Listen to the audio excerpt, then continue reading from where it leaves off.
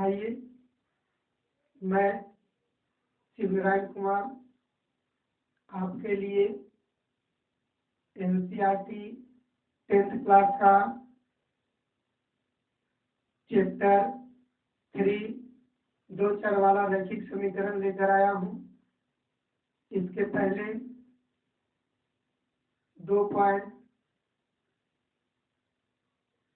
1.1 से लेकर के 3.3 तक वीडियो अपलोड कर दिया गया था। यह आपका 3.4 वीडियो है, 3.4 चैप्टर का है, जिसमें आपको विलोपन विधि के बारे में पढ़ना है। तो आइए हम लोग पढ़ते हैं 10th क्लास का चैप्टर 3 का 3.4 विलोपन विधि। देखते हैं इसमें किस प्रकार का प्रश्न दिया गया है।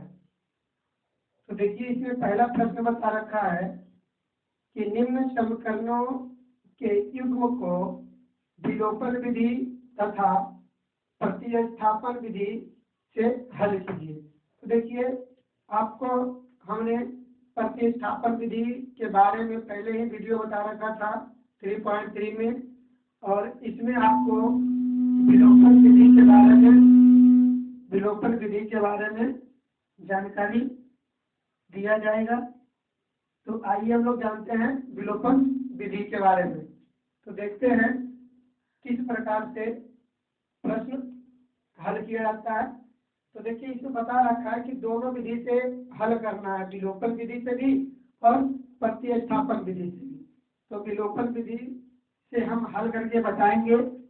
आप लोग प्रतिस्थापन विधि बना सकते हैं, बनाइएगा। तो आइए हम लोग लेते हैं एक्सरसाइज 3.4 का 1 का पहला प्रश्न। तो देखिए, आपका दे रखा है x + 5 + x + y = 5 और 2x - 3y = 4। आपका देखिए, इसको समीकरण फर्स्ट मानेंगे, इसको समीकरण सेकेंड मानेंगे। तो आइए हम लोग विलोपन विधि से किस प्रकार से हल करते हैं, पहले इसे जान लेते हैं, इसका बेसिक। तो देखिए, दो समीकरण दिया रहेगा आपका जो एग्जाम में है क्वेश्चन, दो समीकरण दे रखेगा और दोनों को विलोपन विधि से हल करने के लिए कहा जाएगा। तो आप सबसे पहले क्या कीजिए कि दो चर रहता है उसमें, तो एक चर का गुणांक जो है बराबर करके आप दूसरे समीकरण से घटा करके या जोड़ करके उसका मान निकाल सकते हैं। कब? जब एक चर राशि का गुणांक बराबर हो तब। ठीक है, अगर एक चर राशि का गुणांक बराबर नहीं है तो आप विलोपन विधि से नहीं बना सकते हैं। अगर जब तक आप विलोपन विधि बनाना चाहते हैं, जब तक कि आप एक चर राशि का गुणांक बराबर नहीं करेंगे तो इस विधि से हल करना संभव नहीं है। तो गुणांक बराबर करने के लिए हम लोग क्या करते हैं कि चर राशि के गुणांक में किसी अंक से गुणा करते हैं, किसी अंक से भाग करते हैं। तो आइए देखते हैं किस प्रकार से विलोपन विधि से बनाते हैं। तो देखिए, समीकरण आपका दे रखा है एक x + y = 5 और दूसरा दे रखा है 2x - 3y = 4। तो देखिए किस प्रकार से बनाएंगे हम लोग। तो देखते हैं समीकरण एक। देखिए, इसका जो है x का गुणांक कितना है, 1 है, और इसका x का गुणांक कितना है, 2 है। तो देखिए, सेम टू सेम मिल रहा है गुणांक? नहीं मिल रहा है। तो जब गुणांक सही नहीं मिल रहा है तो क्या करना है उसको कि गुणांक को बराबर करना है। क्या करना है? गुणांक को बराबर करना है। तो गुणांक को बराबर करेंगे तो किस प्रकार से गुणांक को बराबर करेंगे? तो समीकरण एक में आप किस अंक से गुणा करेंगे, समीकरण एक से चर राशि में किस अंक से गुणा करेंगे कि इसका गुणांक क्या हो जाए, बराबर हो जाए। तो देखिए, समीकरण में अगर हम 2 गुणा कर देते हैं, समीकरण एक में 2 गुणा कर देते हैं और दूसरा को घटा देते हैं तो आसानी से दोनों बराबर हो जाएगा। देखिए 2x हो गया ना, और समीकरण 1 × 2 घटाओ समीकरण 2 से, क्या ठीक है। अब हम लोग लेंगे x, देखिए गुणा करेंगे ना 2 से, 2x हो जाएगा प्लस 2y बराबर 5 दूनी 10। इधर आपका 2x माइनस 3y बराबर 4। ठीक है, अब क्या करना है, घटाना है, माइनस प्लस माइनस, आपका ये दोनों कट गया, 3 2 5y और इधर आपका कितना बच गया, 6 बच गया। इसलिए y का मान आ गया, ये गुना में है तो इधर आ गया कितना में, भागा में। तो आपका y का मान कितना निकल गया, 6/5 निकल करके आ गया। तो अब क्या करेंगे, y का मान 1 में रख देंगे। क्या लिखिए, y का मान समीकरण 1 में रखने पर, y का मान कहाँ रखेंगे, समीकरण 1 में रखेंगे। समीकरण 1 कितना दे रखा है, x प्लस वाई बराबर कितना है, 5 है। x रहेगा, y के जगह पर क्या देंगे, 6/5, 6/5 दे देंगे, बराबर कितना है, 5 है। ये आपका देखिए प्लस में है तो बराबर के इधर जाएगा तो क्या जाएगा, माइनस में चला जाएगा। 5 देखिए माइनस में आएगा, 6/5, इसके नीचे कुछ नहीं, कितना लेना है, 1। x बराबर देखिए एलसीएम कितना हो जाएगा, 5 हो जाएगा, 5 × 25 माइनस 6 कम 6। देखिए x बराबर जो है 25 में से 6 गया कितना, 19 और बटे 5, आपका x का मान भी निकल करके आ गया। तो इस प्रकार से जो है आप प्रश्न को आसानी से बना सकते हैं। यह कौन विधि था, विलोपन विधि था। तो आइए हम लोग चलते हैं अगले विधि में, अगले क्वेश्चन में इसी का देखते हैं। यह भी विलोपन विधि से ही बनाना है। तो देखते हैं हम लोग 2 नंबर 1 का दूसरा प्रश्न।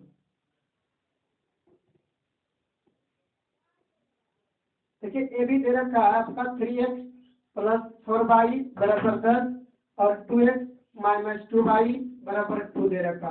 ठीक है, देखिए 3x प्लस 4y बराबर 10 और 2x माइनस 2y बराबर 2। समीकरण आपका 2 है और समीकरण आपका 1 है। देखिए इसमें बना सकते हैं हम लोग। तो सबसे पहले क्या करेंगे, हम लोग चर राशि का गुणांक बराबर करेंगे। विलोपन विधि बनाने के लिए किसी एक चर राशि का क्या करते हैं, गुणांक बराबर करते हैं, तब जाकर आपका विलोपन विधि से प्रश्न हल होता है। तो देखिए यहाँ पर x का गुणांक 3 है, यहाँ पर x का गुणांक 2 है। गुणांक बराबर नहीं है तो क्या करना है कि गुणांक बराबर करने के लिए, गुणांक बराबर करना है तो देखिए हम लोग क्या करेंगे कि देखिए समीकरण 1 में, समीकरण 1 में गुणा नहीं करेंगे, क्यों, क्योंकि y को बराबर करना, y यहाँ पर कितना है, 4 है, यहाँ पर कितना 2 है। तो क्या करेंगे, समीकरण 1 लिखेंगे प्लस समीकरण 2 गुना 2। अब क्या करेंगे, समीकरण 2 को 2 से गुना कर देंगे तो 2 दूनी 4y, 4y आ गया ना बराबर। देखिए इसको लिख देते हैं 3x प्लस 4y बराबर 10। आपका देखिए 2 गुना कीजिए, 2 दूनी 4x माइनस 2 दूनी 4y बराबर 2 दूनी 4। अब देखिए जोड़ना है तो चिन्ह चेंज तो नहीं होगा, यहाँ पर जोड़ रहेगा।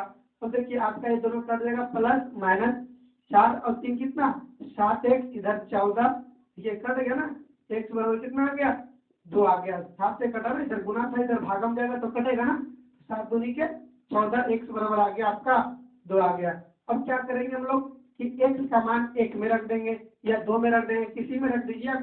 तो x का मान समीकरण 2 में रखने पर, आप 1 में भी रख सकते थे, कोई दिक्कत नहीं था। अब देखिए 2 में रखेंगे 2x माइनस 2y बराबर 2, 2 रहेगा, x का मान कितना 2, 2y बराबर 2 है, 2 दूनी 4। देखिए इधर जाएगा इधर आएगा तो ये प्लस में इधर माइनस में, माइनस में इधर प्लस में, 4 में से 2 गया 2, 2y बराबर 2 से 2 कट गया, कितना बार में y का मान कितना आ गया, 1 आ गया और x का मान आपका कितना था, 2 था। तो आपका जो है इस प्रकार से विलोपन विधि से प्रश्न बना सकते हैं। तो आइए लोग चलते हैं क्वेश्चन नंबर 1 का जो है तीसरा प्रश्न। क्वेश्चन नंबर 1 का जो है एगो प्रश्न है, तीसरा प्रश्न लेंगे, देखते हैं इसमें किस प्रकार से जो है प्रश्न।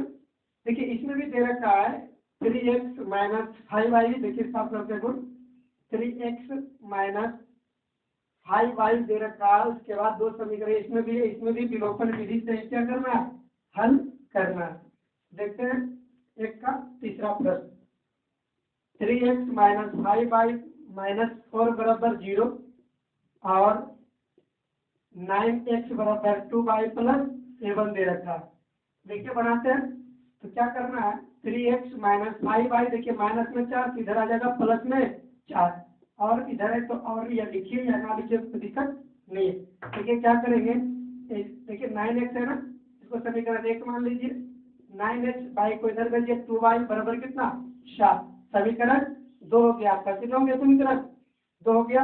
अब क्या करेंगे कि समीकरण 1 और 2 को देखेंगे कि गुणांक बराबर है कि नहीं।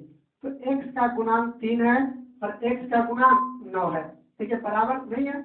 अगर इसमें हम 3 से गुणा करते हैं तब 3 3 9 होगा, तो इसमें हम लोग क्या करेंगे, समीकरण 1 में 3 से गुणा कर देंगे और क्या करेंगे 2 को घटा देंगे। तो आइए इसी प्रकार से हम लोग प्रश्न को हल करते हैं। लिखिए समीकरण 1 गुना 3 प्लस माइनस कर लीजिए, सेम है ना, माइनस समीकरण 2 से।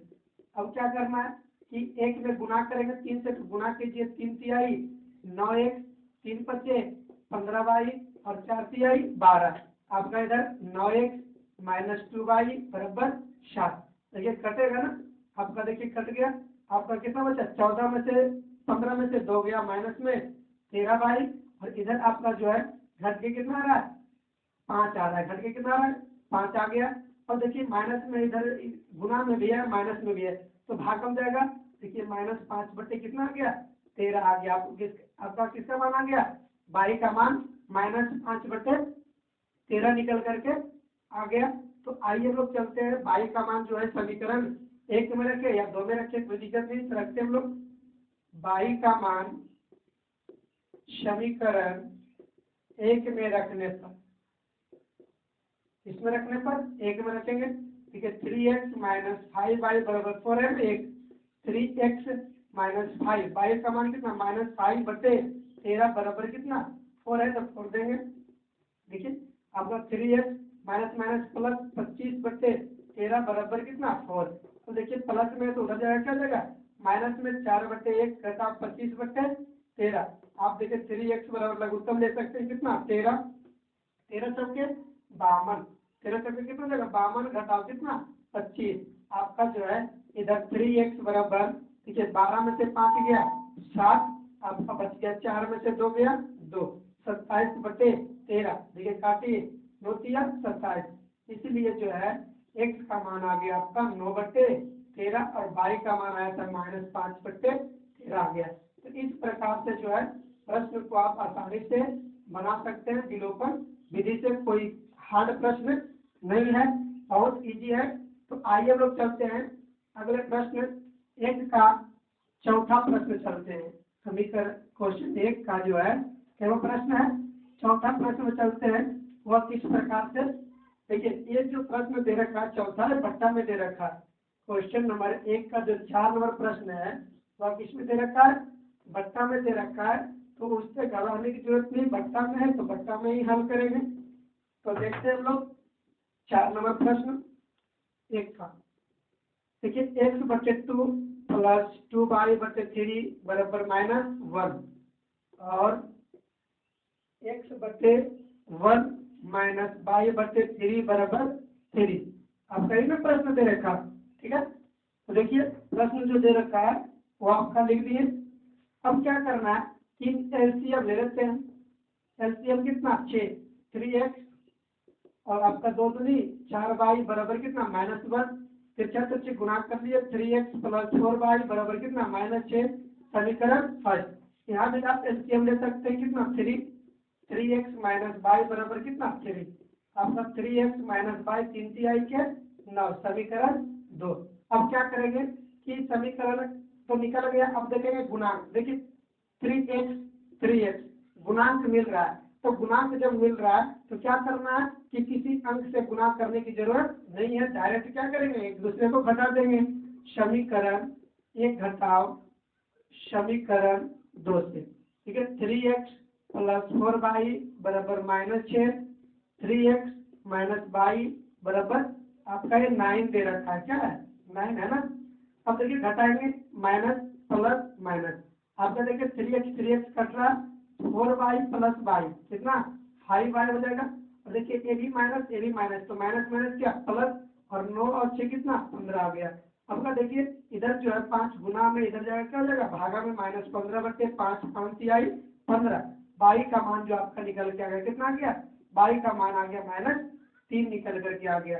तो देखिए बाई का मान निकल गया तो क्या करेंगे, बाई का मान समीकरण 1 में रख देंगे या समीकरण 2 में रख देंगे। तो आइए बाई का मान रखते हैं, बाई का मान समीकरण 2 में रखने पर, 2 में रखने पर देखिए 2 कितना दे रखा 3x माइनस बाई बराबर 9, 3x माइनस है पहले से और बाई बराबर 9।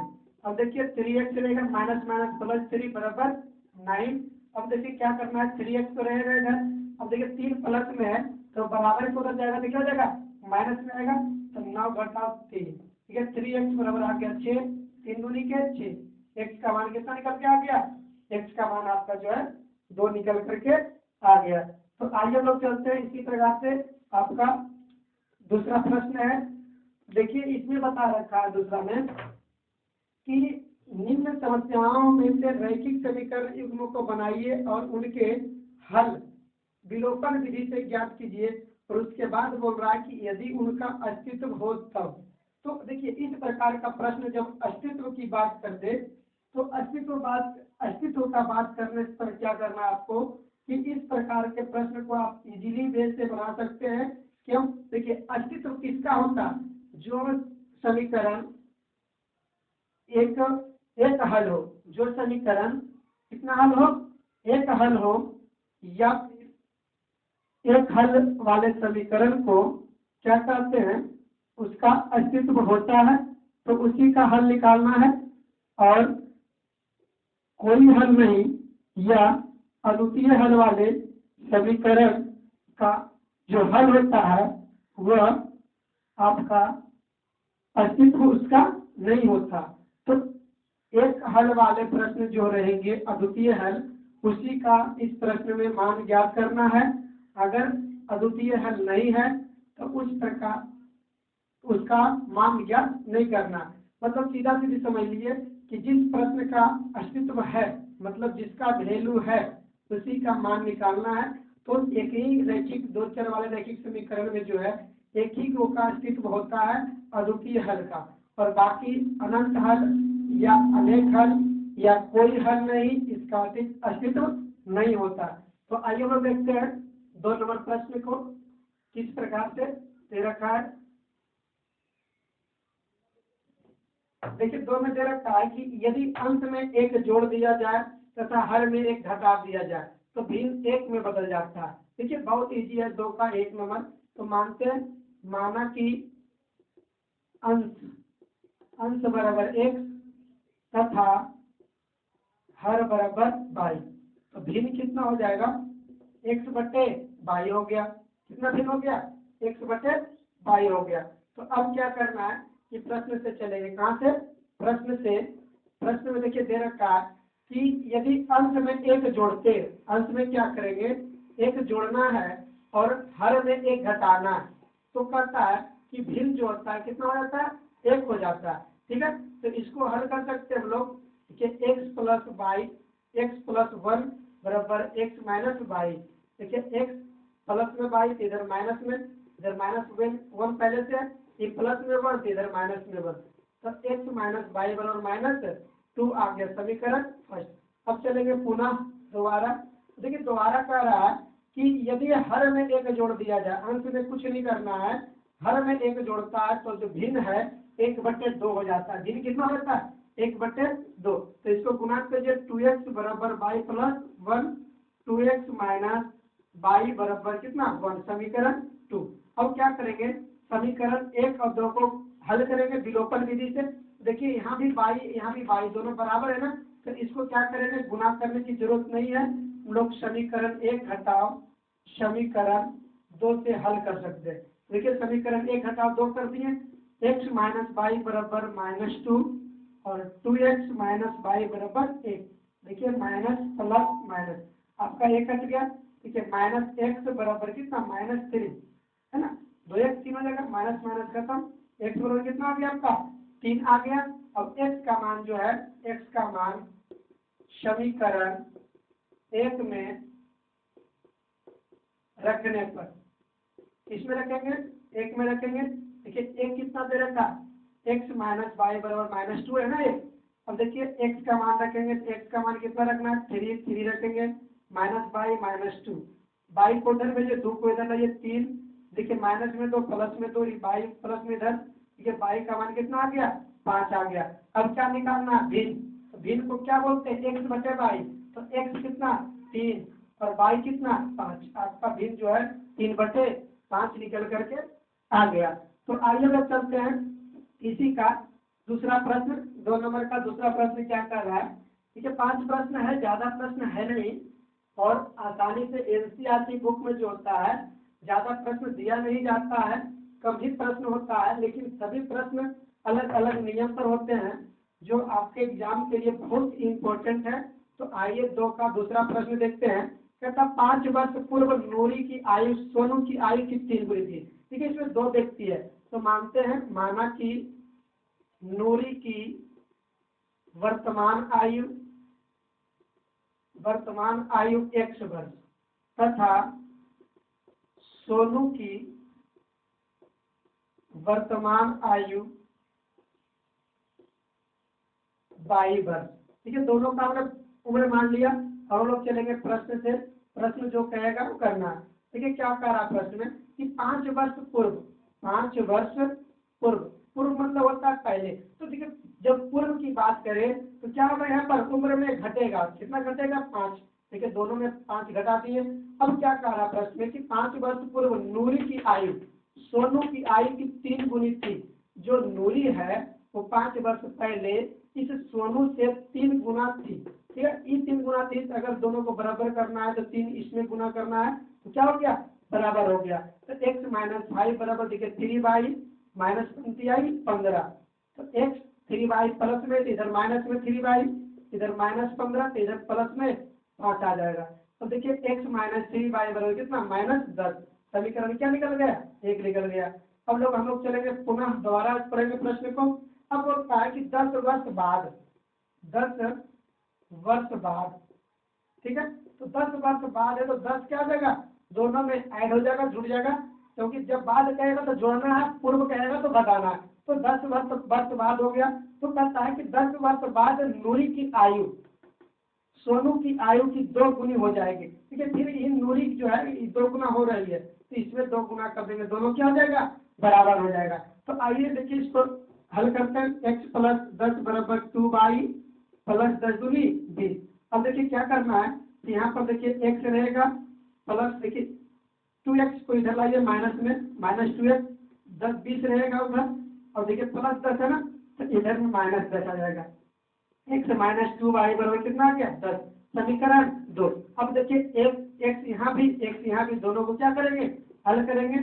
समीकरण 1 घटाव समीकरण 2 से। तो देखिए एक चीज आप ध्यान दीजिएगा कि इन सभी प्रश्न का अस्तित्व है। क्यों है, क्योंकि यह तो जो प्रश्न है वो क्या है, अद्वितीय हल के अंतर्गत आता है। कौन हल के अंतर्गत आता है, अद्वितीय हल। क्यों, क्योंकि अद्वितीय हल किसको बोलते हैं कि जो इस फॉर्म में हो, a/a2 b1/b2 equal to not, इस फॉर्म में हो। क्योंकि इस फॉर्म को यह फॉलो कर रहा है, इसलिए इसका अस्तित्व है। तो अस्तित्व है तो हल करना। देखिए x माइनस 3y बराबर -10, x माइनस 2y बराबर 10, x माइनस में प्लस माइनस कट गया आपका, माइनस y बराबर कितना -20। ठीक है y का मान कितना आ गया 20 वर्ष आ गया। क्या आ गया 20 वर्ष। y कौन था आपका सोनू था, क्योंकि सोनू जो है कितना वर्ष का है 20 वर्ष का है। अब y का मान जो है समीकरण 1 में रख देंगे तो x निकल जाएगा। क्या निकल जाएगा x। देखिए आपका लिखते हैं यहाँ पर y का मान 1 में रखने पर देखिए एक क्या है x माइनस 3y बराबर -10। ठीक है अब देखिए x रहेगा 3 रहेगा, y का मान कितना 20 और बराबर -10। तो देखिए x माइनस 60 बराबर -10। अब x देखिए माइनस में 60 है, इधर आ जाएगा आपका प्लस में 60, x बराबर कितना गया 50। तो जो नूरी है और कितना वर्ष की है 50 वर्ष की है और जो सोनू है कितना वर्ष का, 20 वर्ष का। तो इस प्रकार से जो है आप विलोपन विधि से प्रश्न को हल कर सकते हैं। अब देखते हम लोग देखते हैं 2 का तीसरा प्रश्न लेते हैं। यह भी इसी प्रकार से दे रखा है और इसी प्रकार से हल करना है। अद्वितीय हल रहेगा तब करना है, अस्तित्व रहेगा तब, अगर अस्तित्व नहीं रहेगा तो उसे हल करना नहीं है। तो आइए देखते हैं तीसरा प्रश्न इसी का 2 का 3।